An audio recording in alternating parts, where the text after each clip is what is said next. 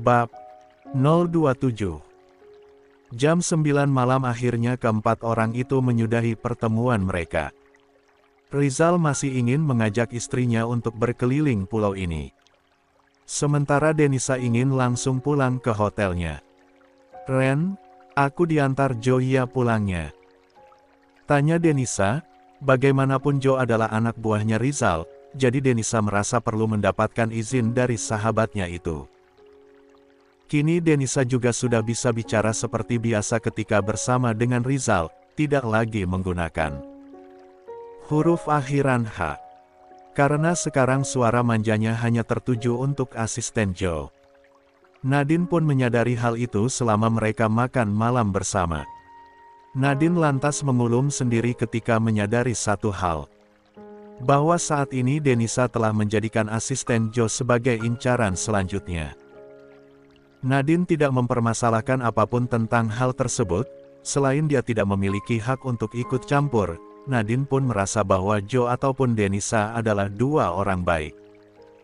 Dia akan mendukung penuh andai keduanya memutuskan untuk bersama. "Terserah Jo, mau atau tidak dia mengantar kamu," balas Rizal dengan cuek. Dia tetap memeluk istrinya posesif. Saat ini mereka berempat sedang berjalan keluar dari restoran tersebut. Denisa mendengus kesal, sementara Nadine ingin sekali tertawa, tapi dia tahan. "Baiklah Nona, saya akan mengantar Anda," balas Jo, yang sejak tadi hanya diam. Di area parkiran restoran tersebut akhirnya mereka berpisah. Rizal bersama dengan Nadine menuju mobil mereka sendiri. Sementara Denisa bersama dengan asisten Jo. "Mas, kamu merasa tidak sih kalau Denisa sepertinya tertarik dengan asisten Jo?"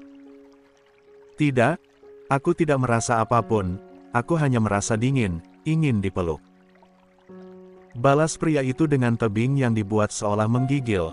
Hawa di pulau ini memang terasa cukup dingin dibandingkan kota Jakarta. "Mas ni gak peka," gerutu Nadine pula. "Tidak peka bagaimana sih sayang? Kulihat Denisa masih seperti biasa, ganjen, Jo juga sama saja, datar seperti patung." "Apanya yang beda?" balas Rizal, pria ini benar-benar tidak peka. "Ya udah ayo pulang." "Jangan pulang dulu, aku akan mengajakmu ke suatu tempat." "Ikut saja, ku beritahu juga kamu tidak akan tahu." "Mas," rengek Nadine bercampur kesal. Rasanya ingin sekali mengusek-usek kepala pria itu. Rizal yang merasa gemas langsung saja mengecup bibir istrinya. "Kap," sampai rengekan Nadine hilang dengan sendirinya. "Ayo pergi," ucap Rizal kemudian. Dia lantas menyalakan mesin mobil dan segera melaju. Menikmati keindahan pulau ini di malam hari, hanya berdua. Mobil milik Rizal dan Nadine keluar lebih dulu dari area parkiran itu, kemudian disusul oleh mobil milik Jo dan Denisa. "Jo, kamu tidak ingin mengajakku pergi?" Seperti Nadine dan Rizal, tanya Denisa. Dia lebih dulu memulai pembicaraan. Memecah suasana hening di dalam mobil tersebut. Jika dia ikut diam, maka selamanya tidak akan terdengar suara dari dalam mobil ini. Jo melirik sekilas, bingung itu sebuah pertanyaan atau perintah. "Ya sudah kalau tidak mau, kita pulang saja," timpal Denisa lagi. Pria di sampingnya ini benar-benar sulit untuk diajak bicara. Jo pun tetap melajukan mobilnya hingga tiba di hotel tempat Denisa menginap. "Antar aku sampai kamar hotel ya." "Baik Nona." Jo mengantarkan Denisa hingga mereka tiba tepat di depan pintu kamar itu. "Jo, ternyata aku takut tidur sendirian, kamu temani aku ya?" pinta Denisa, sebelum dia membuka pintu kamarnya tersebut.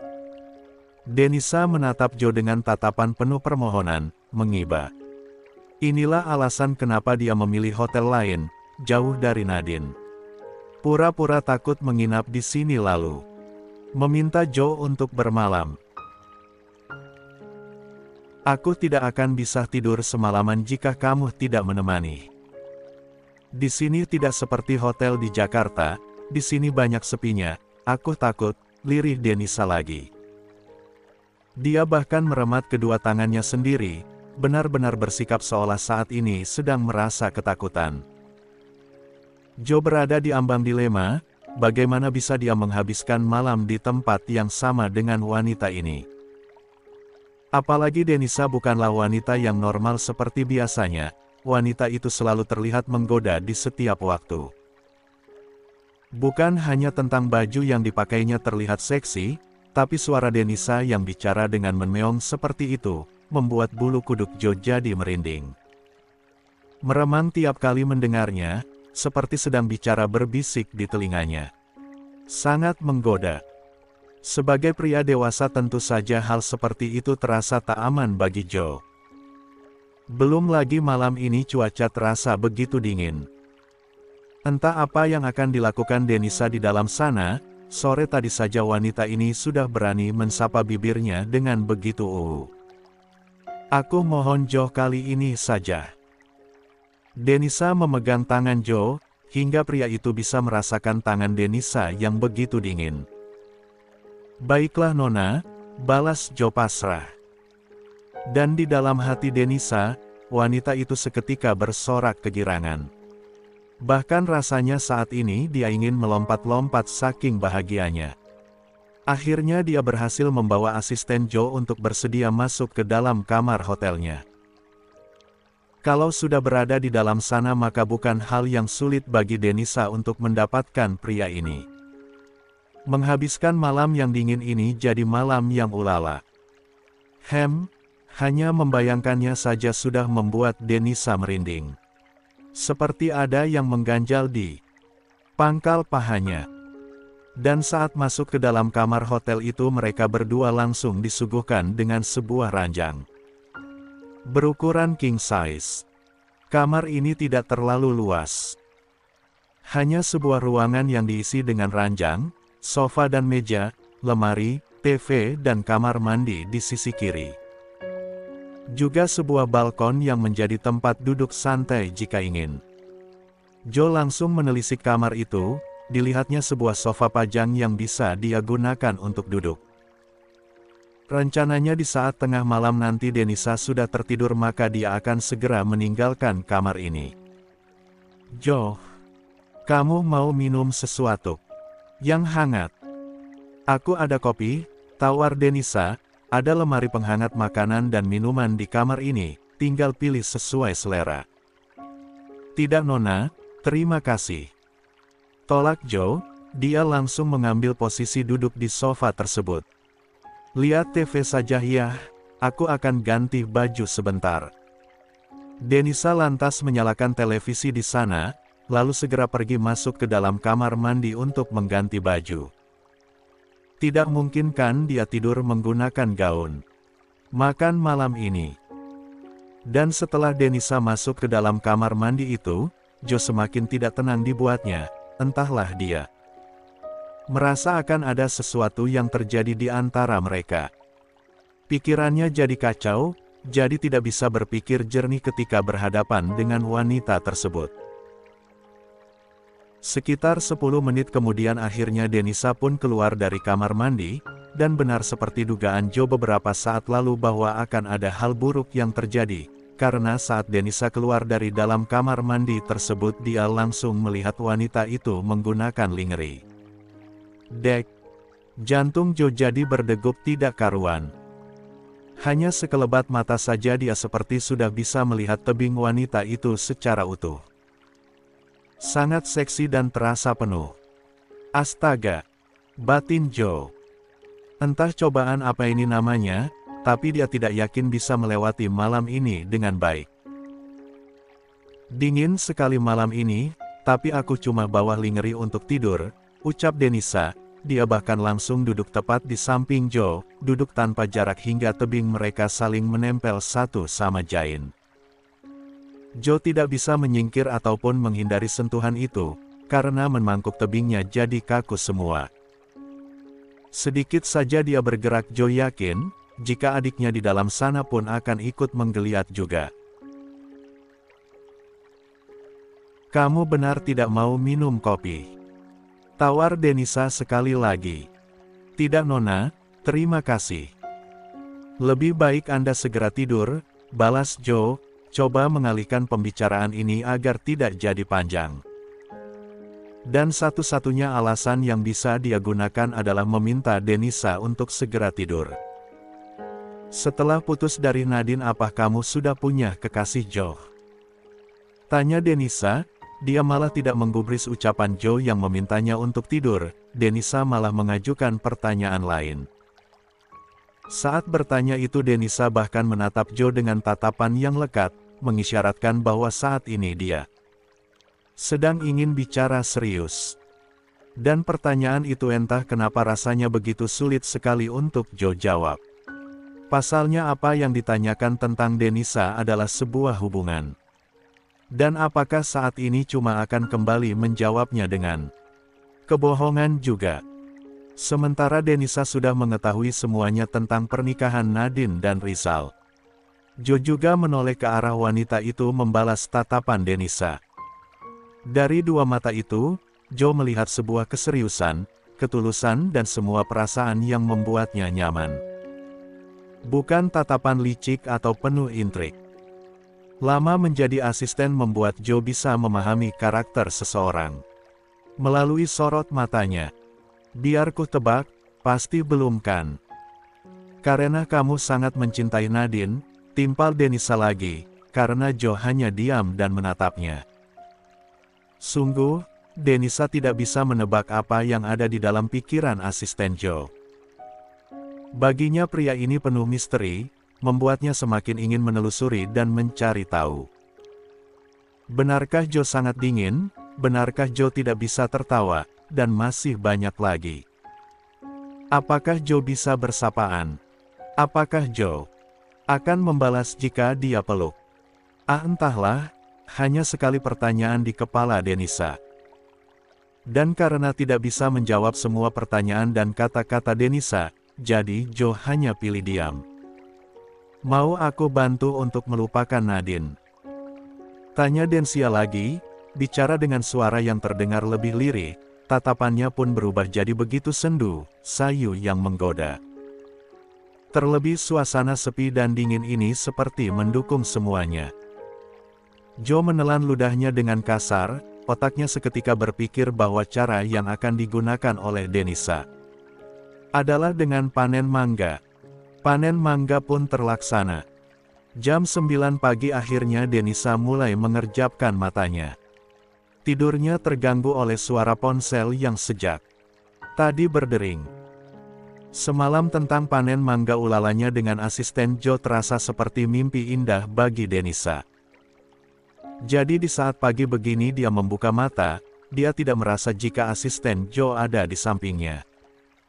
Seingatnya dia memang hanya tidur sendirian. Siapa sih? Gumam wanita cantik itu. Saat Denisa coba menggerakkan tebingnya dia langsung meringis, merasakan sakit di sekujur tebing dan paling parah di bagian intinya. Dan saat merasakan semua kesakitan itu akhirnya ingatan Denisa pun kembali utuh. Astaga, itu bukan mimpi, ucapnya. Dengan keterkejutan luar biasa dia pun secepatnya bangun, sampai terduduk di atas ranjang itu dan hanya melihat dia seorang diri di dalam kamar ini. Dek. Jantungnya seketika berdegup, matanya bergerak liar menelisik seluruh kamar ini mencari keberadaan asisten Joe. Tapi dia tidak melihat pria itu dimanapun, malah suara dering ponsel yang lagi-lagi mengganggu kebingungannya saat ini. Denisa lantas segera menjangkau ponselnya di atas nakas, melihat ada panggilan masuk dari Nadine. Astaga, aku lupa, hari ini aku dan Nadine berencana untuk keluar, ini jam berapa sih? Denisa benar-benar seperti orang linglung. Dia mabuk karena merasakan enaknya panen terong dengan Joe, sampai melupakan semuanya. Halo Nat, jawab Denisa. Seraya menjawab panggilan itu dia pun menelisik tebingnya sendiri dan melihat Dia yang sudah memakai baju, gaun miliknya. Jelas saja Joe lah yang memakaikan dia baju ini, tapi entah kapan, Denisa tidak menyadarinya. Denisa, apa kamu baik-baik saja? Kenapa tidak ada kabar dan bahkan lama sekali menjawab panggilanku? Tanya Nadine dari ujung sana, cukup cemas dengan keadaan sang sahabat pasalnya. Denisa berada di hotel yang berbeda dengan dia. Kalau dekat tentu saja sudah Nadine hampiri sejak tadi. Aku tidak baik-baik saja Nat, badanku sakit semua. Apa yang terjadi? Nadine jadi cemas sendiri. Sementara suaminya dan Joe sudah pergi untuk menghadiri pertemuan bisnis yang diadakan di pulau ini. Sendirian di dalam kamarnya. Tidak tahu bagaimana caranya agar bisa pergi mengunjungi Denisa. Takut kesasarlah, takut ini itu, karena dia pikir pun Denisa lah yang akan menghampirinya di sini. Namun kemudian semua kecemasan Nadine itu seketika hilang saat dia mendengar jawaban dari Denisa. Semalam, aku panen terong dengan asisten Joe, dia sekali. Apa? Balas Nadine dengan suara yang lebih tinggi, terkejut dan takut salah dengar. Anuku sakit. Balas Denisa lirih. Merasa di antara dia dan Nadine tidak perlu ada yang disembunyikan. Karena sekarang ini mereka seperti sedang bertukar pasangan. Astaga Denisa, apa yang terjadi? Tanya Nadine lagi, yang masih belum percaya. Aku dan Joe panen terong. Ya ampun, akhirnya Nadine bisa tenang, ternyata dia tidak salah dengar. Apa sangat sakit? Tanya Nadine lagi. Memangnya kamu belum pernah panen terong dengan asisten Joe? Belum, suamiku yang pertama. Baguslah, balas Denisa dengan lega, bibirnya tersenyum lebar. Meskipun panen mangganya dengan asisten Joe adalah untuk pertama dan yang terakhir, tapi tetap saja dia merasa bersyukur tentang hal itu. Karena bisa jadi dia jadi yang pertama untuk pria tersebut. Jujur saja, Denisa tidak terlalu banyak berharap pada Joe. Dia tidak akan menuntut sebuah hubungan apalagi. Pertanggungjawaban. Denisa memang hanya ingin bersenang-senang. Ya sudah kamu istirahat saja, kita tidak usah pergi, ucap Nadine pula. Maaf ya Nat, jadi gagal rencana kita untuk keliling pulau. Iya tidak apa, kamu istirahatlah. Terima kasih Nat. Panggilan telepon di antara mereka berdua pun akhirnya terputus. Jadi gagal untuk mengelilingi pulau ini. Berdua. Karena Denisa benar-benar tidak bisa leluasa untuk menggerakkan tebingnya, bahkan untuk turun dari atas ranjang pun dia sangat hati-hati. Merasakan perih di bagian inti. Lalu berjalan ke kamar mandi dengan langkah yang sedikit mengangkang.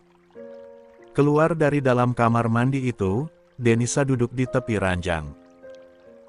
Dia mengambil ponselnya berniat untuk memesan makanan, tapi kemudian dia malah melihat sesuatu yang berbeda di layar ponselnya.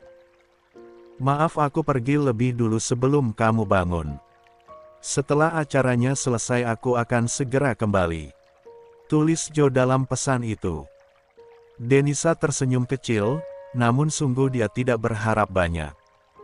Bisa saja Joe meminta kembali bertemu hanya untuk menegaskan bahwa hubungan mereka sebatas ini saja. Tapi Denisa tak ambil pusing, dia hanya akan menikmati semuanya. Lebih bagus jika mereka jadi partner ranjang.